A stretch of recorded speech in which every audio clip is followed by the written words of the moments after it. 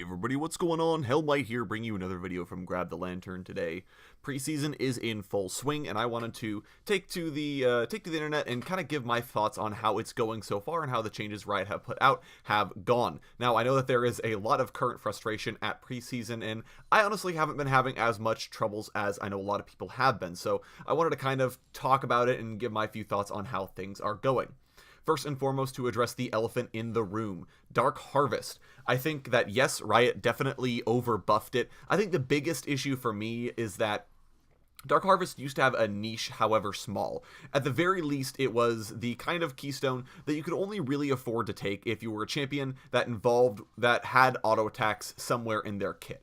And now this is a very broad category of champions. Most everyone is going to use auto attacks when they can help it, but it does mean that certain champions that really don't ever auto attack, such as Karthus or Xerath, for example, don't really get to benefit from it. So at the very least, they are kind of restricted from using Dark Harvest, and generally champions that didn't have a lot of desire to be auto attacking weren't going to get a lot of value out of the keystone. The new Dark Harvest, conversely, procs off of abilities, and I think that's the biggest single change that has made it just such a ubiquitous pick, because there's no longer a champion that cannot benefit from Dark Harvest at all. Anyone can possibly get it, and the fact that it procs only when someone is low enough isn't really a big enough deal for me. I think that, in generally, the amount of damage Dark Harvest can deal is what kind of puts it over the top, because if you're a champion that can proc it, you're going to be getting a ton of damage in fights and just kind of killing someone in a situation where they're sort of starting to think, well, maybe I have a situation, health bars are low, maybe I can, and then the Dark Harvest procs and you just kind of die. But the biggest thing I think is just that everyone can use it. It's not an assassin scaling rune like the old Dark Harvest was. Now it's just kind of everyone takes this because it's more damage. So I think that's the biggest thing for me. 100% Riot overshot on the rune, and I would like to see some kind of rework for it. I don't exactly know how Riot would go about making a sort of scaling assassination burst damage rune, but clearly the current iteration is not where we want to be, as I think that if Riot do eventually nerf it again, which they probably will, it'll end up in a situation where it just will be unusable. But I do think that that is a change that will happen sooner rather than later. Riot already hotfixed it, and it's still showing up on pretty much every single champion that can even remotely proc it, so I do feel like we will end up seeing a nerf to it sooner rather than later.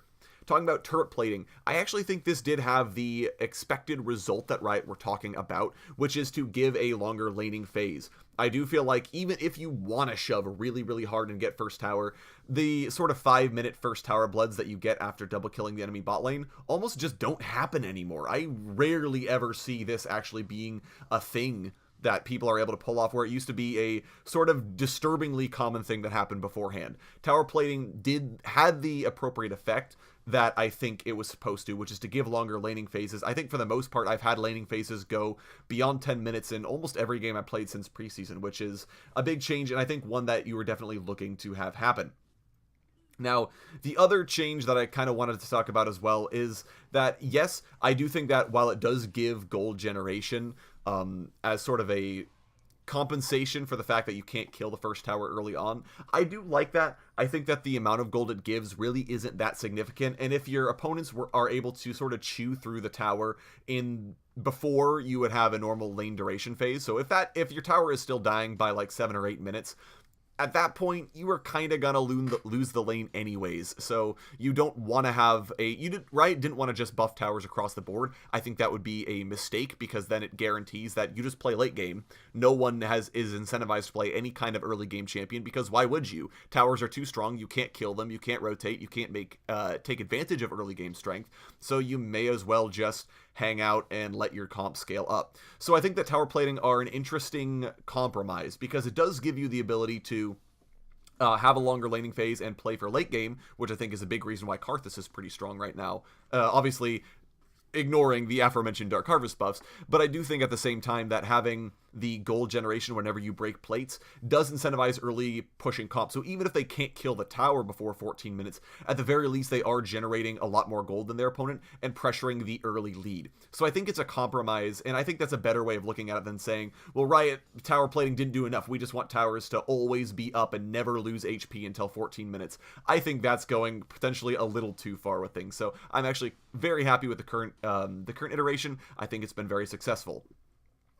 Other rune changes Obviously, there are a few runes that just don't feel very good anymore. I think Bone Plating, now that it randomly procs and doesn't last very long, it doesn't feel quite as good, but I think it has a more defined niche than just being generic defense at all times. I think that it very much so is a only take this if you're planning on trying to avoid getting bursted by someone like a LeBlanc. I think that's the niche it should have always had, and I think it finally does have that niche, so I'm very happy with where that landed. Celerity, I think Riot have made that too niche now. Even the champions that have significant amounts of bonus movement speed, I don't think anyone wants to take Celerity, so maybe a bit of an overshoot on that, but I actually do quite like the current iteration of the rune system.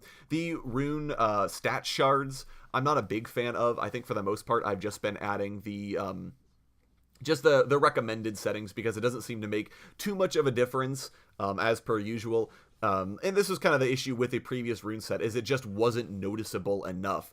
You don't really care about that I have scaling health or that I have a little bit more magic resistance in lane. It is just not noticeable, especially for a large majority of the game, which is going to take place after the laning phase.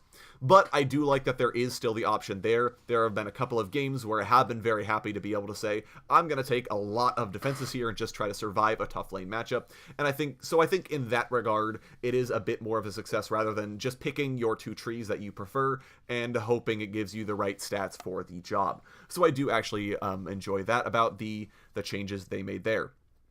The general minion and objective changes, I haven't really noticed that much, but Riot's own data, Medler was saying that they are still seeing resolved games end quicker than before, which is good because we didn't want them stalling out forever and a day, where at the same time, I do feel like games are more comebackable, if that's a word, because you do have the option to stall out the game. You're almost guaranteed a very long laning phase unless the enemy team is just 5-manning a lane, but if they're doing that, I don't really feel like they'd be spending their gold very well. They'd be splitting a lot of XP. I don't think that would be a good thing for them to do if they really wanted to push for that first tower before 14 minutes. So you do have a long laning phases. You do have a lot more time to kind of scale up. Obviously, inner towers have no additional defenses, but I do actually like the changes. I think that it does feel like games can be come back from, and I've had a lot of really long games. It hasn't felt like any of my games have just been run away from. It has happened, of course, but it'll always happen, and it always will happen. So I think that's kind of a very interesting place for us to be in. So generally, I think that this preseason, it does have its struggles. I think the issue with Dark Harvest and a lot of champions with a moderate win rate not being looked at, even though people really hate them and think they need to be nerfed, I think that in general, there are a lot of frustrations here that people are expressing but aren't being targeted quite right, and people are kind of taking it out on this preseason isn't doing enough. Well, Riot is kind of in a no-win situation now because you did a lot during the mid-season of this year and people hated it, but if you don't do enough, then people will also say you're not doing enough. It's a tricky situation to be in, and I'm not saying Riot are right or wrong for doing them, but I think this preseason currently is in a good spot. I think that there's definitely still room to iterate and to improve, but generally speaking, I think we're in a good place.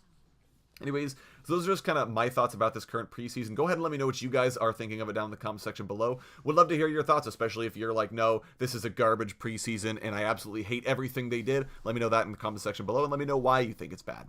If you enjoyed today's video, go ahead and leave a like. And if you really enjoyed today's video, consider subscribing. I upload a video every Monday, Friday, and on patch days as well. And if you're looking for more Grab the Lantern content, you can check out my blog, which is linked down in the description. I upload an article just about each and every single day for your enjoyment. Once again, thank you guys so very much for watching. I do appreciate it. And I'll talk to you all later.